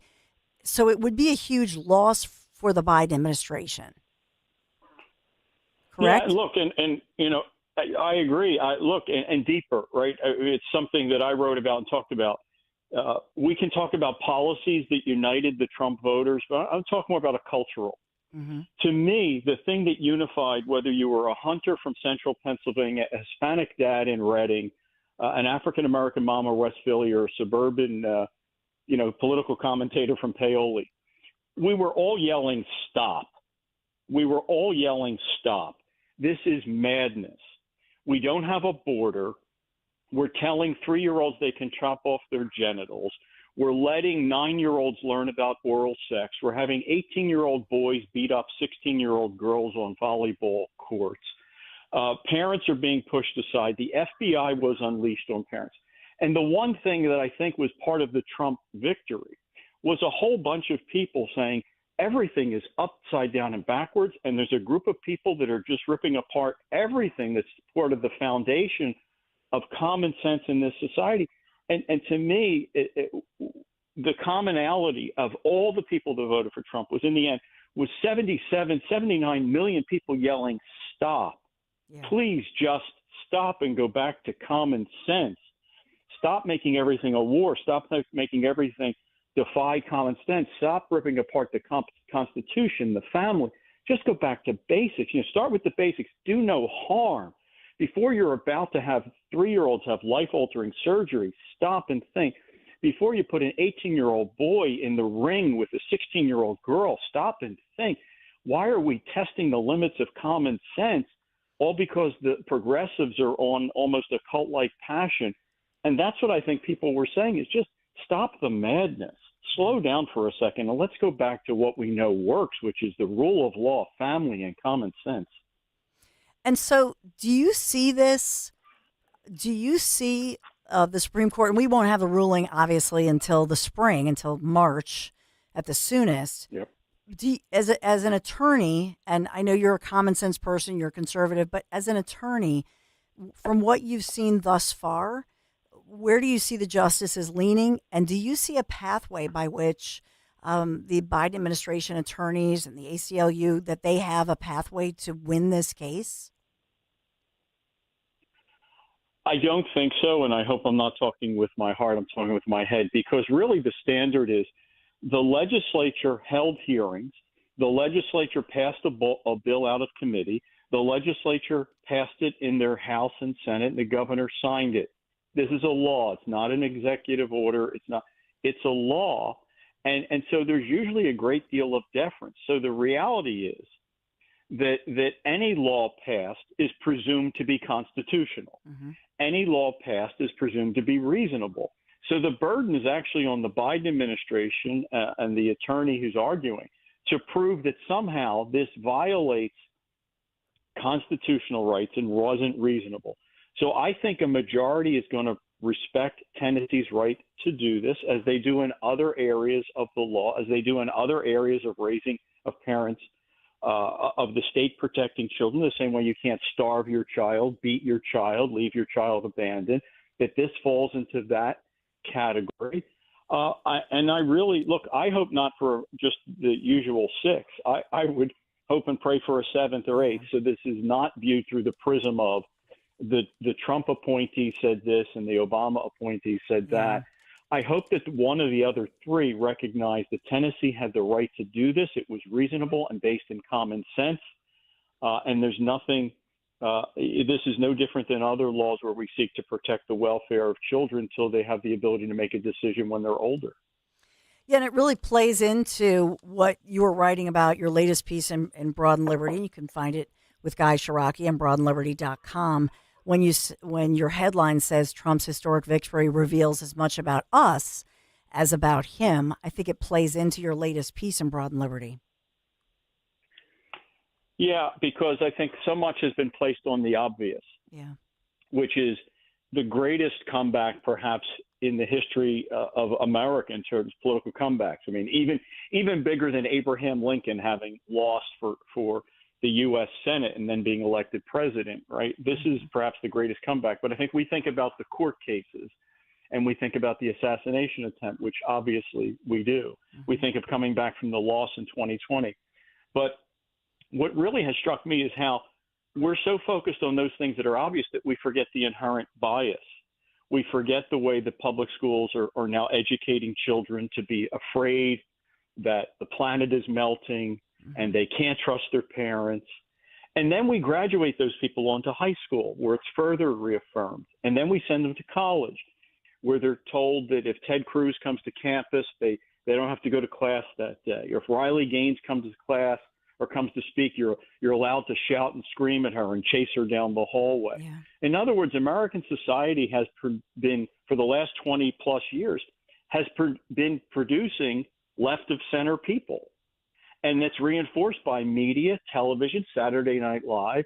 So to me, it is not simply Donald Trump's comeback and his testament to endurance and toughness, but the American people that despite the fact that a majority of us, especially those under 50, have spent the last part of their lives in corporate America, in universities and grade schools, television, Facebook, have been inundated with progressive ideology and Republican or conservative ideology and ideas mocked or literally kept out of their eyesight. Yet somehow, the majority of people, despite having been almost indoctrinated into left-wing thinking, said no. And I think they said no because it deep down, what has happened the last 4 years was a violation of their rights and was a violation of common sense. And I think that's what there's this reaction. This was a collective stop and start over. And no matter how many times Beyonce or Saturday Night Live tell us that Trump is wrong or that common sense is wrong, that there's no such thing as gender, that the planet is melting, common sense prevailed. And I think that's what ultimately prevailed. And I think is more heartening than the fact that MAGA or conservatives may be excited about Trump's victory. Yeah. I'm as heartened that somehow, despite decades and decades of folks being indoctrinated and subjected to this, that they saw through it and were able to change.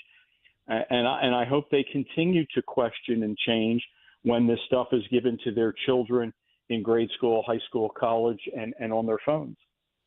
Amen. Guy Shiraki, Broad and Liberty, check out his latest piece, Broad and Liberty, attorney, dad, Real Clear, Pennsylvania, and senior fellow at the Commonwealth Foundation. Guy, thank you so much. As always, everybody loves you here, and we just appreciate all your insights and just your dad take too.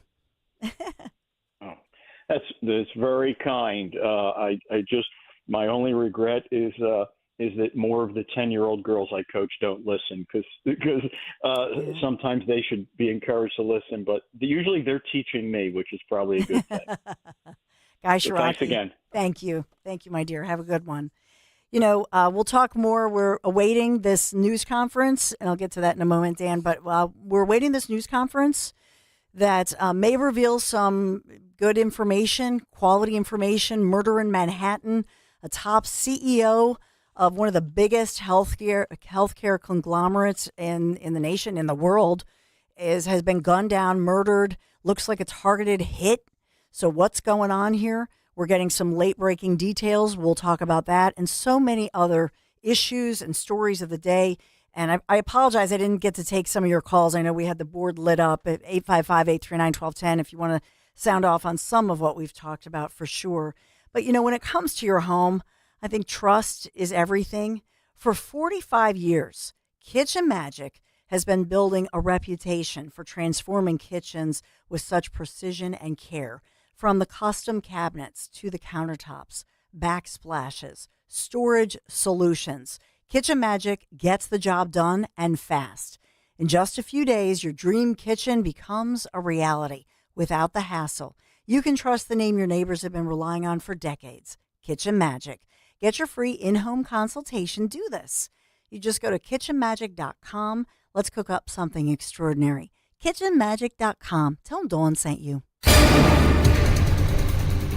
We start sunny, but the clouds build in. We may even get some rain later. It is 42 for a high, and that's as high as it's going to be for the next few days. We drop down into the 30s tomorrow with some wind and only a high temperature of 36 on Friday. Looking for the confidence to walk away from the 9 to 5? Find out how with Joe Yakovich on The Heart of Your Money, Sundays at 9 on Talk Radio 1210 WPHT. Chronic pain, cancer, fatigue. Find out about the benefits of medical hydration therapy on Health Watch with Dr. Molly Fantasia every Sunday morning at 8 on Talk Radio 1210 WPHT. For a complete list of Talk Radio 1210 WPHT's contest rules, go to 1210WPHT.com/rules.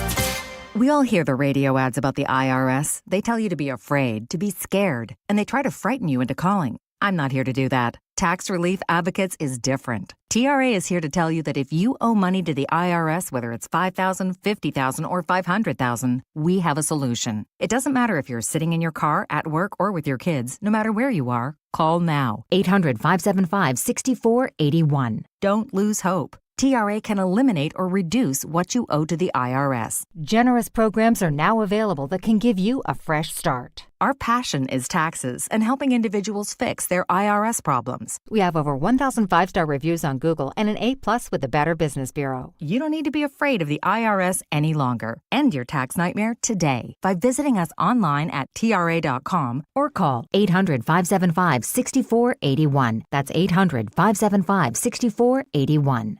Tax Relief Advocates. Real solutions for real people.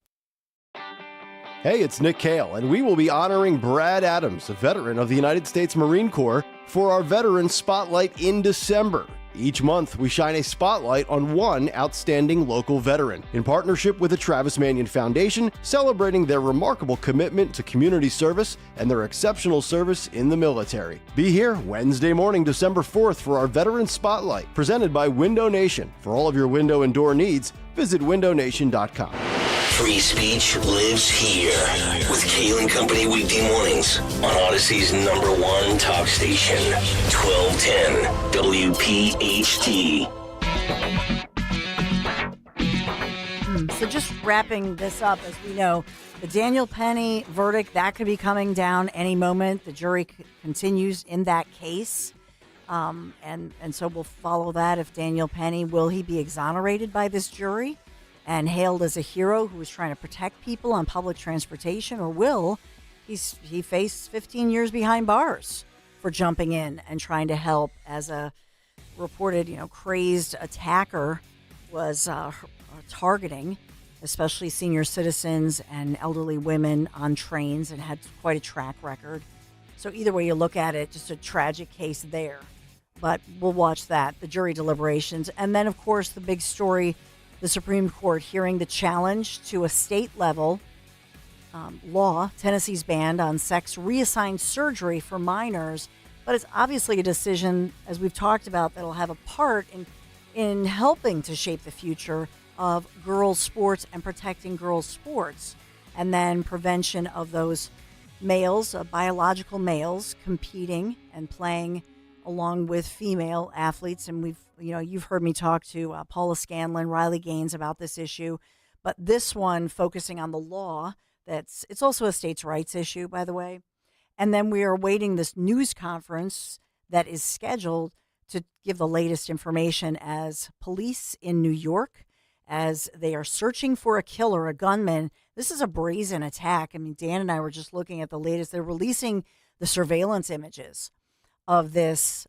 They report a masked person in a hoodie and is seemingly waits for the CEO of United Healthcare to emerge from the Hilton, from the hotel there in Midtown Manhattan, and aims, fires, shoots him in the chest, and then takes off on a motorcycle. That's the latest, and they're searching for this guy. But sure looks like a hit, and that's what they're calling it, a targeted attack.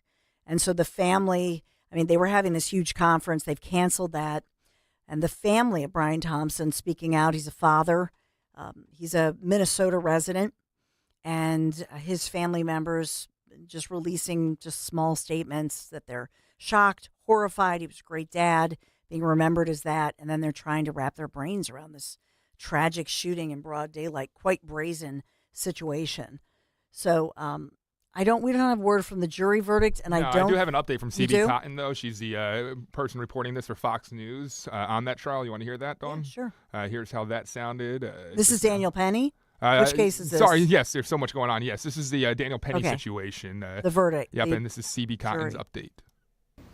Hi, Harris. What a busy day. Well, moments ago, the jury passed a second note to the judge asking to rewatch some video evidence in this case. They want to see that 25-minute taped interview Daniel Penny had with police when he waived his Miranda rights to speak with detectives. They also want to rewatch some police body camera video. The first note was sent yesterday when jurors asked the judge to reread his instructions on how the law applies to the crime and details on the justified. Several of them appear to be listening closely, taking notes. As you mentioned, Penny faces up to 15 years if convicted on the most serious charge in the case. Eyewitnesses say Neely was hurling threats on the subway last year before Penny placed him in the chokehold. Prosecutors have called Penny's actions laudable, but in closing arguments yesterday, they told jurors good intentions can turn bad, and they reminded jurors they only have to evaluate whether Penny acted recklessly. The defense, in its closing, said prosecutors have not proven that Penny's chokehold was the direct cause of Neely's death, saying Penny is being used as a scapegoat for a broken system, and reminding jurors subway riders testified that they were thankful for Penny's actions. Oregon House Representative-elect Alex Skarlatos, who helped disarm a terrorist on a train from Amsterdam to Paris in 2015, says this case will prevent future Good Samaritans. And so that's the latest report. So the jury, if we look at this, is the jury, remember I told you that I think the majority, if not all, of these jurors in the Daniel Penny trial, which has gone on more than 7 weeks at this point, they have said during when they were picking the jury that in fact they all have used or do regularly use public transportation. And so when you hear the fact that, they're being told that this guy's a hero that he was trying to protect, when they heard from passengers that day who felt relieved that Daniel Penny came to the rescue, and he's somebody who's young, he's 26 years young now, but he is somebody who came to the rescue. And so there are others who are saying that, look at what was being urged as far as, jurors being urged at Daniel Penny's subway chokehold trial to convict him of manslaughter. And so that one, to me, is this a manslaughter case? That's what they're considering, but they're taking this very seriously. I'm never surprised by a jury verdict in the sense that I wasn't sitting there as a juror for 7 weeks. They've heard from, 40 different witnesses. And so all of this comes into play. So we're watching it very carefully. I know it will be, if he's sentenced or convicted of manslaughter, they will absolutely appeal. So Jessica Tisch, NYC Police Here we go. Commissioner. Yeah, if you want to hear Take her. it. Yep, here she is. Good morning, everyone. In Midtown Manhattan early this morning, 50-year-old Brian Thompson, the CEO of United Healthcare, was shot and killed in what appears, at this early stage of our investigation, to be a brazen, targeted attack. This does not appear to be a random act of violence. The victim was in New York City to speak at an investor conference. It appears the suspect was lying in wait for several minutes. And as the victim was walking to the conference hotel, the suspect approached from behind and fired several rounds, striking the victim at least once in the back and at least once in the right calf. Many people passed the suspect, but he appeared to wait for his intended target. The suspect fled, first on foot, then on an e-bike, and was last seen in Central Park on Center Drive early this morning. The victim was removed to Roosevelt Hospital, where he was to drive down crime and violence in our city. Statement. Right now, we are asking the public for your help. If you have any information about this case, call Crime Stoppers at 800-577-TIPS. We have increased the reward in this case to $10,000. I want to be clear.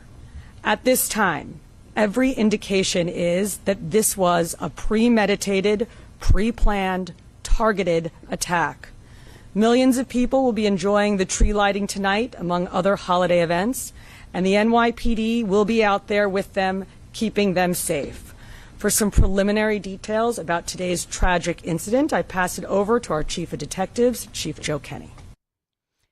So there's Chief Joe Kenny. He's speaking now. I know that they're not really giving out many details. That's what I garner from this. She had a written statement. They're mostly just putting out the suspect's pictures. I do have that audio if you want. I just stopped it to kind of get past the, transition there. Yeah, because these are written statements, and so part of this is, you have officials who are saying this is not because they just had, what was that, weeks ago? Was it 2 weeks ago that they had this random crazy person running around just randomly stabbing people and murdering people? So they have a lot of crime there. This one, they're really stressing that this clearly was somebody. If you look at they have video of it and they have pictures of it. You can see that this person is standing there waiting, but he's a bit of a distance from his intended target. This is not where he's coming up close to the victim. This is not an attempted, where he's trying to steal his wallet or anything of that nature. It's something where you have a hooded, masked individual. I don't think he looks like he's wearing gloves. I will say that. He does not appear to be wearing gloves. So it appears he's a white male. And so, again, is it domestic?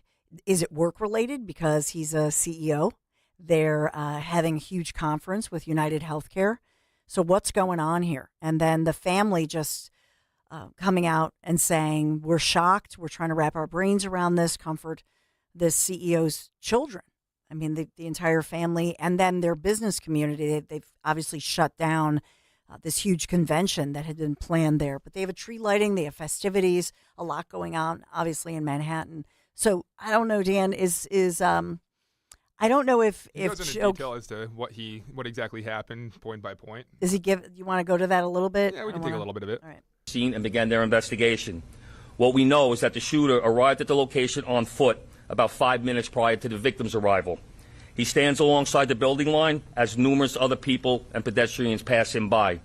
From video, we see at 6:44 a.m., the victim is walking alone towards the Hilton after exiting his hotel across the street. We believe the victim was headed to the Hilton Hotel to attend the United Health Group Investors Conference that was scheduled to start at 8 a.m. The shooter appears to be a light-skinned male. He's wearing a light brown or cream-colored jacket, a black face mask, black and white sneakers, and a very distinctive gray backpack. The shooter steps onto the sidewalk from behind the car.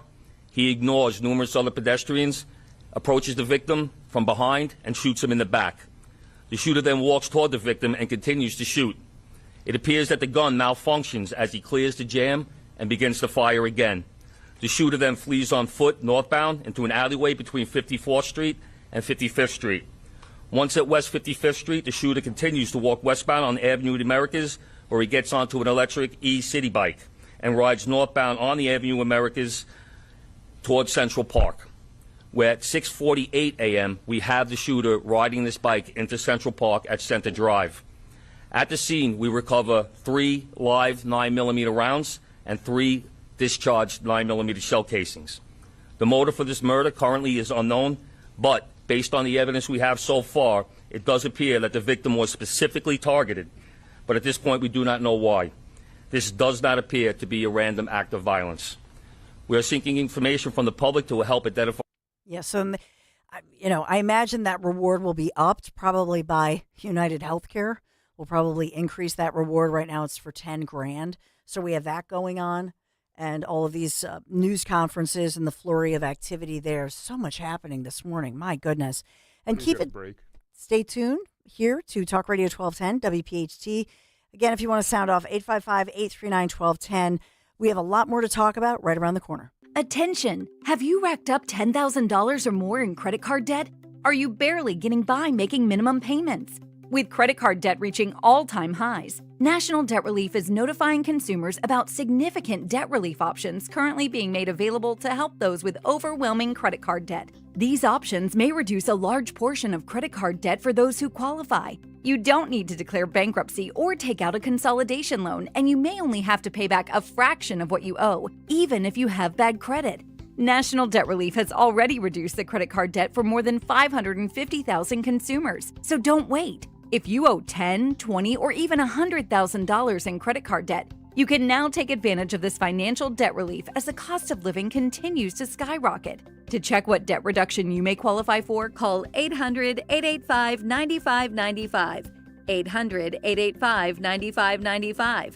Again, that's 800-885-9595. If you're still waiting for a sign, here's another one. At California Psychics, we reject 98% of the psychics who apply to work for us. So we only connect you with the best. That's how we can guarantee if your reading isn't life-changing, it's free. And right now, new customers receive 20 minutes for just $20. If that's not a sign, I don't know what is. Dramatic sound effect incoming.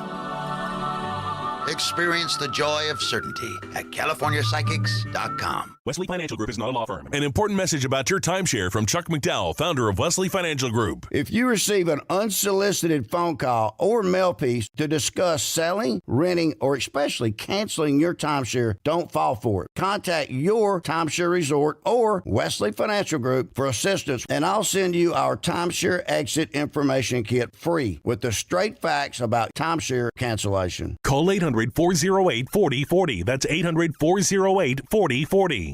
This is Dr. Marianne Ritchie. Tune in to Your Radio Doctor every Saturday afternoon at 5 here on Talk Radio 1210 WPHT for the latest healthcare news and information, because your health is your wealth. That's Your Radio Doctor, Saturdays at 5.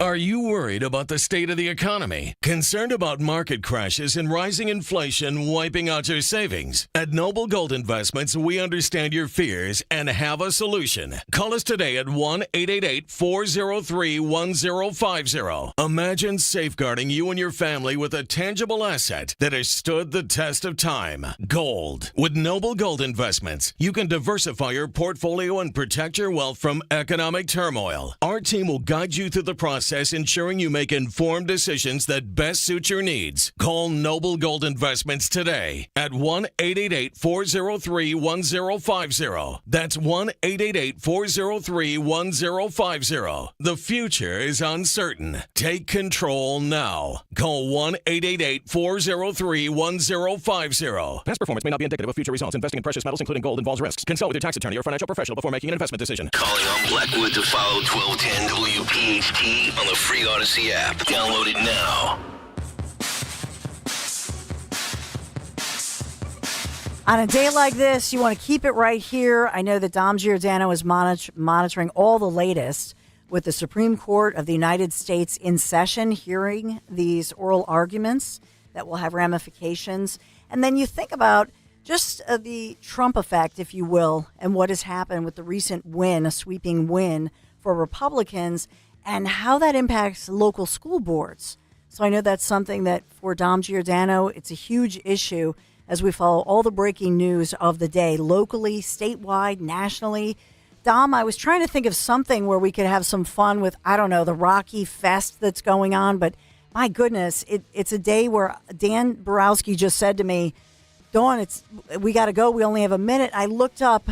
I swear to God, 10 minutes ago, it was 6 a.m. and we were just starting. Well, Dawn, one thing I'm going to talk about, I still have a long memory on this. I'm not sure if he's still with the Art Museum or the Historical Board. The guy who wouldn't put the Rocky statue at the top. There is a Rocky statue at the top of the steps right now, and I've always thought that's where it should be. Yes. It's a facsimile that was made, or Stallone, I think, bought it and put it there. So there's 2 Rocky statues over there when I went by this morning. Cool. This is great. Dom Show. It's a great 2 Rockies. 2 Rockies, yes. Twin Rockies.